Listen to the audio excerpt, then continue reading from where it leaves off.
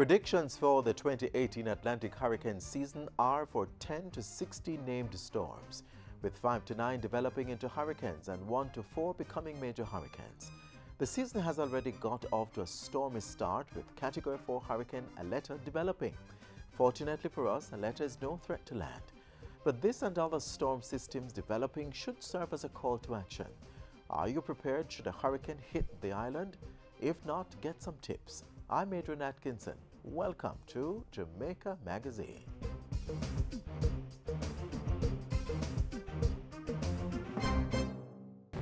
Hurricanes can strike at any time. In the event of one, be prepared to act quickly.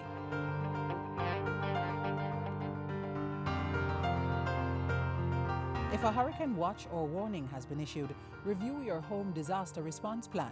Map out likely routes to evacuate if your home is at risk, and confirm with relatives or friends you plan to stay with. Also, confirm the location of the nearest shelter. Check your emergency supplies and restock if necessary. Remember, disasters do happen, so be prepared.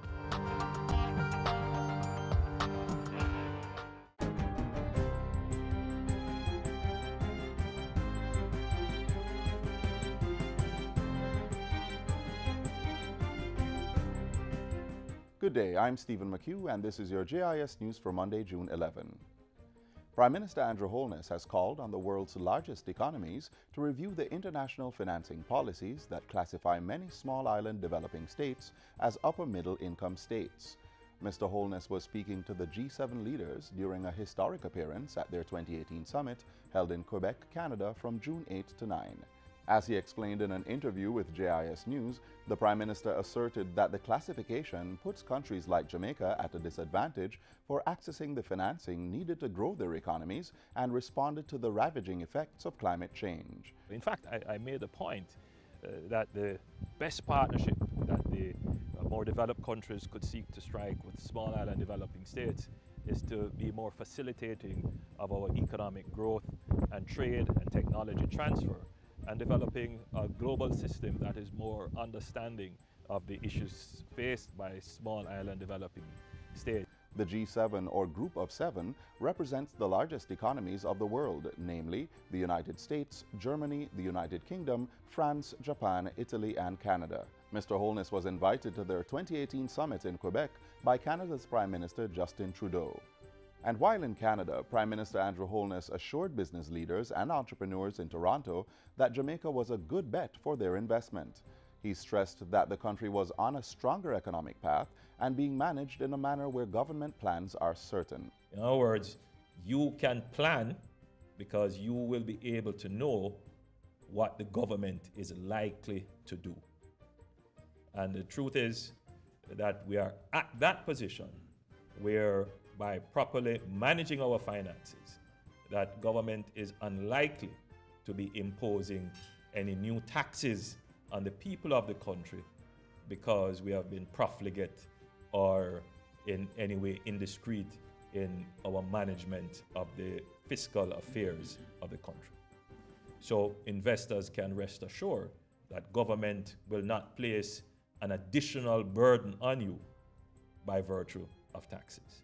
Mr. Holness was addressing the Canadian business leaders and entrepreneurs at a forum hosted by JAMPRO. He encouraged them to do business with Jamaica as the economy continues to improve. Among other things, the Prime Minister stressed that the country was investing in its human resource and had made significant gains in reducing the debt-to-GDP ratio, which is set to fall below 100% at the end of this year. I want to reassure investors that it is now a part of the DNA of our government, regardless of whichever administration is in, that governments in Jamaica must be fiscally responsible. Health Minister Dr. Christopher Tufton says government will be intensifying the implementation of the Public Health Tobacco Control regulations. The regulations prohibit smoking in specified public places. It will include mandatory prohibition on tobacco advertising, promotion and sponsorship, including a ban on point-of-sale tobacco displays, the prohibition of sale of all forms of tobacco products to and by minors, and the regulation of price and tax measures to effectively contribute to the reduction of tobacco consumption. Minister Tufton was speaking in Parliament recently. He insisted that tobacco was a major contributor to Jamaica's issues with non-communicable diseases, which are placing a health and economic burden on the country. A public education campaign is to be rolled out to increase awareness of the tobacco control legislation. And finally, the country's first transitional living complex for children in state care is in the final stages of completion and on track to be opened in August.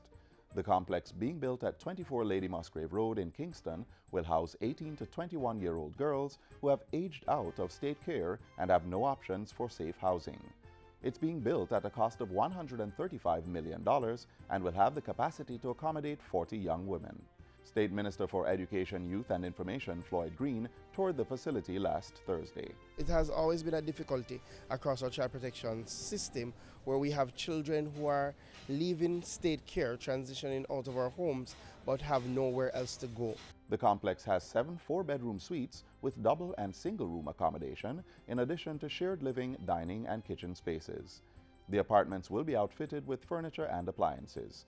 There is also a manager suite with separate office space and laundry facilities. And I'm very happy to see that in the design, some critical things have been contemplated, such as disabled access. We want to ensure that all the buildings that we make, that we do across the ministry, that we're taking care of not some children, not some of our cohort, but all of our populations. During their stay over a period of 2 to 3 years, the residents will be mentored to achieve personal and career goals in preparation for independent living. 2 additional transitional facilities will be constructed, including one for boys. And that's it for JIS News Today. I'm Stephen McHugh. Thanks for watching.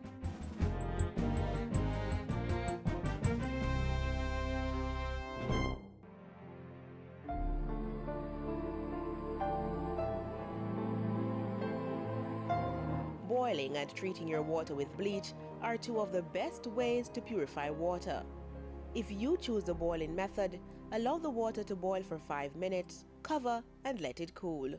Store boiled water in a clean airtight container and use something with a handle to take out the water when needed. If you use bleach to make your water safe for drinking, use 2 drops of bleach to a liter of water, 8 drops for a gallon, and ½ teaspoon of bleach for 5 gallons of water. Shake well and leave for half an hour before use. Water is essential to a healthy life, so ensure yours is clean and safe for consumption.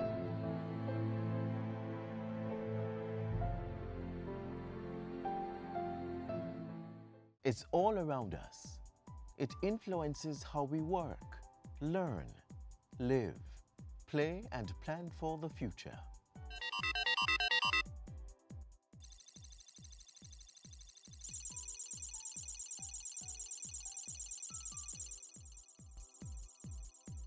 GIS is the short form of Geographic Information System. It's a computer-based system built to capture, store, manipulate, analyze, manage, and display all kinds of spatial or geographical data. In geography class in high school, persons were taught that in geography, we're able to locate where features are using coordinates. That's the basis of GIS. Knowing where these features are on the Earth's surface and being able to represent that within a computer-based environment where that is seen visually. So it's a support tool that we use to provide additional extension to any business process. And with this GIS technology, the government has been mapping Jamaica's course on the Information Highway. Leading that charge is the Land Information Council of Jamaica, LICJ, a mandate held since 1992. Jamaica is considered the leading country within the English-speaking Caribbean with regards to GIS. We're able to provide direction, policy development. In addition to coordinating the implementation of a national land information policy strategy, the LICJ has also been instrumental in developing a national GIS network. And with the foundation set, the Council is now focused on establishing and implementing a National Spatial Data Infrastructure, NSDI. Through that infrastructure, government will be able to capture, manage, maintain, integrate, discover, and distribute spatial data at all levels of society. The LICJ's mandate is executed through its Secretariat, the National Spatial Data Management Division, NSDMD. We provide a lot of technical support to all of these various government agencies that actively use GIS to carry out their mandate. We train these persons. Apart from that, we facilitate conducting GIS needs assessments. Government is currently the largest user of geospatial and related technologies, and that usage runs throughout government. It's seen in the water sector, transport, disaster management, environment management, national security, education, health, and agriculture. But no other area has seen the proliferation of GIS technology than that of land use and development. At the Urban Development Corporation, GIS is used to streamline operations in various departments, including estate management, business development, architecture, and corporate security. We're on the road now to our 50th anniversary, and we see GIS as being that enabling tool to provide UDC now with not just the way to make better decisions in development, but also improving UDC's image as a modern entity. The same is true for the National Land Agency's land titling, land valuation, surveys and mapping, and estate management divisions. A lot of the business processes that exist within the different divisions have GIS tied into it. So for example, there is no way that somebody can, at present, acquire a new certificate of title without some work happening on the GIS end. The National Works Agency also uses GIS in project planning, land acquisition, and location analysis. Everything that we do has a spatial component to it, and it's hard to deny that GIS is going to play a role in all of that. Cost savings, greater efficiency, faster decision making, improved communication, and better record keeping are all derived from the use of GIS. And the private sector also has been getting in on the technology. Increasing GIS nationwide is also a focus for the LICJ and the NSDMD. To facilitate this, the government has signed an enterprise license agreement with the Environmental Research Institute. That agreement has been a game changer. It has allowed us to be more efficient, in terms of accessing the data and using it to provide more information and to engage also with the public as well. What it does is open up a whole new world. So there are almost no limits to what we can do with GIS and improving the way we handle our spatial data as a government. Public awareness has also been heightened with the GIS Day during Geography Awareness in November. That observation has been staged annually since 2003. In 2017, with the LICJ celebrating 25 years groundbreaking work, there will be a two-day GIS user conference in October. The conference will focus on national security for sustainable development under the theme Geospatial Technologies, Mapping Our Way to Secure Communities. As we strive to learn more about each other and the world around us, there is no doubt that GIS is the most practical and beneficial tool in this process. As Jack Dangamond, co-founder of the Environmental Systems Research Institute, said, GIS is waking up the world to the power of geography, the science of integration, and has the framework for creating a better future. We invite you to learn more about the GIS User Conference by visiting the webpage at gisuserconferenceja.com.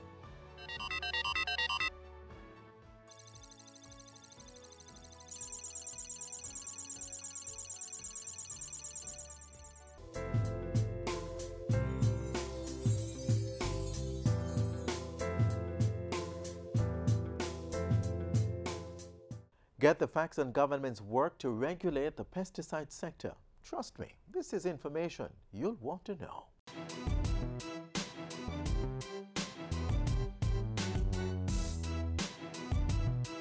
Pest control practices using hazardous substances require us to take necessary safety precautions to protect our health.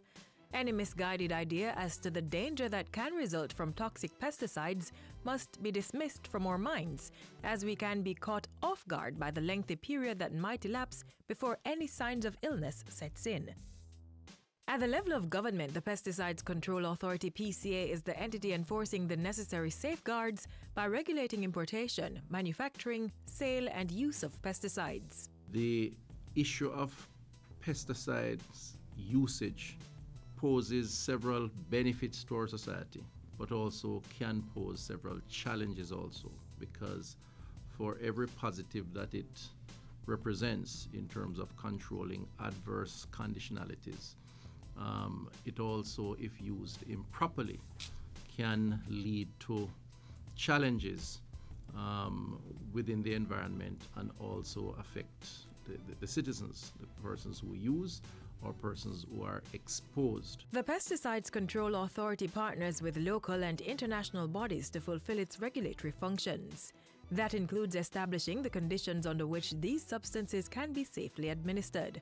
Our website, www.caribpesticides.net, has a list of all registered products, and each month the board of the Pesticides Control Authority considers new products, and when they are approved, they are added each month to that website list. And occasionally we will remove products that were previously registered, and that's a monthly process as well. In addition, the Pesticides Review Committee goes through and looks at the more toxic ones and decides whether to recommend to the board to phase them out or not. We have 48% of products which are used in agriculture sector, which belongs to the class 4, which is least toxic products. On opposite end, the most toxic products, we have only 1.2% remaining in the system. The most toxic pesticides are restricted and only authorized persons are allowed to use them, having been trained and certified by the authority. The PCA also certifies private applicators of pesticides, including farmers. Persons handling and applying pesticides are required to follow all the instructions on the label and must wear the designated safety gear. At hand at all times should be protective clothing, gloves, boots, and eyeglasses. Application should be done in a manner that limits human contact. We have seen persons being poisoned, basically, because of adverse exposure. Take, for example, rodents and the substance that is used to get rid of rodents. If it's placed in the wrong place, it does affect those who are exposed to it. And in fact, the data that I've seen show that on average about 40 persons a year are affected adversely because of the inappropriate application of that particular pest control substance. Pesticides approved by the PCA are more easily monitored to ensure health and safety, but those that are illegally concocted and made available commercially or imported pose significant risks for unsuspecting consumers. The problem with these, as far as the persons buying it should be concerned, is they don't really know what they are getting. So for example, we have bought a rat bait that we saw being sold that is locally manufactured illegally, and when tested in the lab there was nothing in there that could kill a rat. So the persons buying that product were only feeding the rats. The other problem we have is that there are illegal pesticides coming in through the ports, or through other avenues, I suppose. Biggest problem are the black mosquito coils. The problem with them is that we have not got any application to have them registered, so we don't really know how much of a health risk they are. But we have got some reports that especially children and people with respiratory problems have been affected. In fact, they are probably just too good. So they affect not only the mosquitoes and the flies, but the humans as well. Some of them contain active ingredients that we know that are a real problem, and even if an application came in to register them, we would not want to do so. Then there's some other things, such as this chalk, which a child would think is a regular piece of chalk that they see at their school. Then there are some things that are in plastic bottles. These are very common. Again, the wristbands, that's not a registered product. Persons are also placed at high risk when products are removed from their original manufacturer's container and repackaged inappropriately. And again, how does a person buying something like that know that what they are getting is the real thing? Even within the household, it's a dangerous practice to transfer pesticides to things like soda bottles or plastic bags for storage. Unfortunately, children in the home can get a hold of it. And children end up in hospital all the time because of that problem, particularly eating rat bait. It has to be locked away and properly labeled. We also recommend to the farmers use very simple, inexpensive methods of storage. You don't need to be very, elaborate or fancy. You can use just maybe old shelf of refrigerator or old filing cabinet or just simply wooden box. For its part, the Pesticides Control Authority regularly collects samples of local and imported agricultural foods to test for residual pesticide levels. Farmers are encouraged to do their own due diligence by first determining the percentage of pesticide to use and following the label instruction for things such as dilution rates and the correct time to spray. The PCA provides simplified information to help in this process. We have done a mini survey to determine what possible practices the farmers are doing that could be causing the problem, and then we are going to be training them specifically in those. Farmers can also minimize the use of pesticides by practicing biological and cultural control methods, such as barrier crops, sticky traps, and crop rotation. Whether for commercial use, on the farm, or in the home, make pesticide use a last resort. Or, failing that, make it a priority to handle pesticides safely, because the life saved could just be your own. For more information, you can visit the Pesticides Control Authority website at caribpesticides.net. You can also email pca@cwjamaica.com.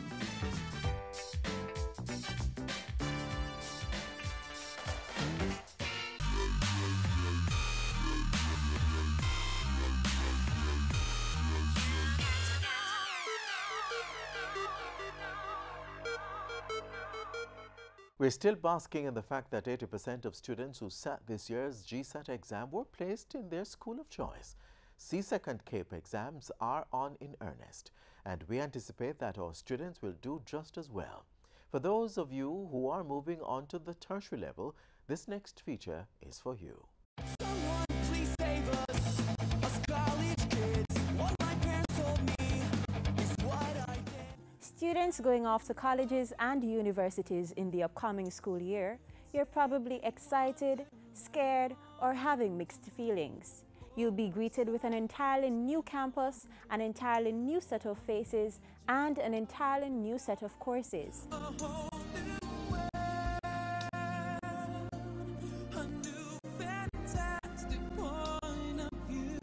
You know, the move from high school to university can be a culture shock. It's a new environment, new friends, it's just new everything. My fears about college were that I'll be sidetracked. College it has different persons here from different backgrounds, so you really don't know what to expect or who, you're speaking to. I can guarantee you'll be entering an entirely new world. But don't be dismayed. I've carefully prepared 8 useful tips just for you so that your journey through university is as easy as ABC.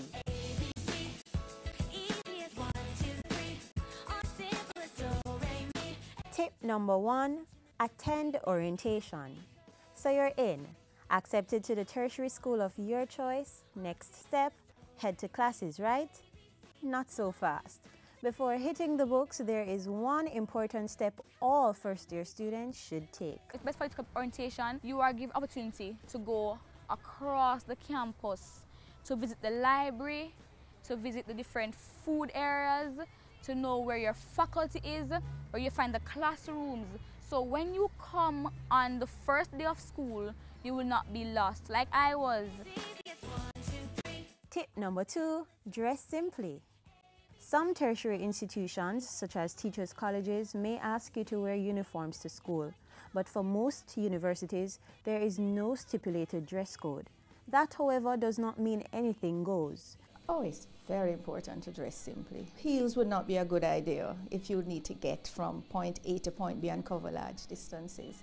Jewelry, you know, should be simple and to a minimum, because you also don't want to attract, you know, thieves to your person. And you also want to be cool and comfortable as you walk through the campus. Tip number 3, form positive student-lecturer relations. When you get to this level, the training wheels come off, so to speak. Lecturers know they don't teach you as, you know, 1 + 1 is 2. Sometimes they give it to you as it is, and it is your job to go and find out more about the given area. That means that knowledge will not be spoon-fed to you, and the lecturers won't be spending endless hours ensuring you're getting the most out of your university experience. That's your job. Each lecturer is likely to have office hours where you can have one-on-one discussion with him or her to clarify any issues you may have about the course. Additionally, some lecturers give students their contact information so they can consult with them outside of the office hours if necessary. Tip number 4, study, study, study. At college, it's imperative that you not only study, but study early and avoid overnight cramming before exams. You should always take detailed notes during lectures and tutorials so that you can read them over daily. It's very important to study because at the end of the semester you have your end of year exams, which is really important. It might be helpful to form productive study groups with peers and to find a suitable place on campus away from all the noise and distraction to study alone. Tip number 5, eat right. Living the university life can result in all sorts of unhealthy eating habits. Unavoidably tempted to by the many offerings of fast food meals and no adult supervision to keep you on track, your nutrition is solely your responsibility. Try to regularly cook healthy meals and consume as much vegetables and fruits as possible for a balanced diet. Tip number 6, practice safety measures. As the school year progresses, you may eventually have late-night classes and studying on campus. Ensure you have a friend with you. That's one main thing, and ensure that persons know where you're going to study or when you're coming from class late, stuff like that. So keep a friend informed about your whereabouts at night. Tip number 7, manage your time well. Too often we see students get carried away at college. They want to attend every party and social event on campus and even those off campus. Some get so involved in clubs and societies that they don't have enough time to sleep, do laundry, study, visit home, do assignments, or even eat properly. The balance is to be found in making sure that you attend classes, review your material, the academic material, and you set aside some time as well to enjoy those other co-curricular activities that will give you the roundedness that we desire in all our students. Tip number 8, know thyself. Finally, going to college means that many of you will be off on your own for the first time, making your own decisions and setting your own agendas. But try to keep in mind the good morals and values that you learned from parents and relatives and remain true to yourself. When you come to university or to college or wherever you go, I would tell them, just be yourself, be who you are. Don't try to change for the world, for anybody. So there you go, guys. 8 important tips to keep in mind as you go off to college. Follow them and I'm sure they'll make your journey a lot better. All the best. Got to be true to myself. Got to be true to myself.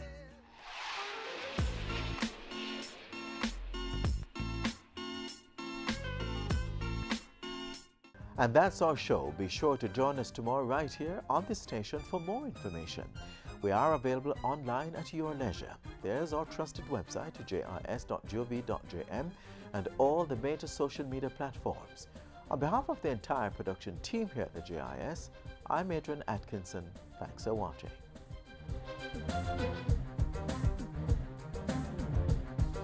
This has been a production of the Jamaica Information Service, the voice of Jamaica.